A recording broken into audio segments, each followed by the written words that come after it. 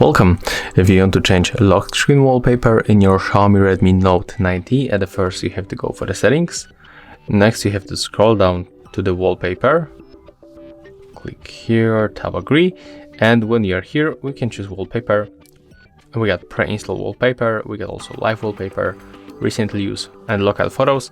I'm going to use the default wallpapers and I would like to change it for this one. So we have to choose wallpaper. And here we can click tap to preview. As you can see, here is the home screen and here is the lock screen. So I'm going to apply on the lock screen and then click apply. And here choose the lock screen.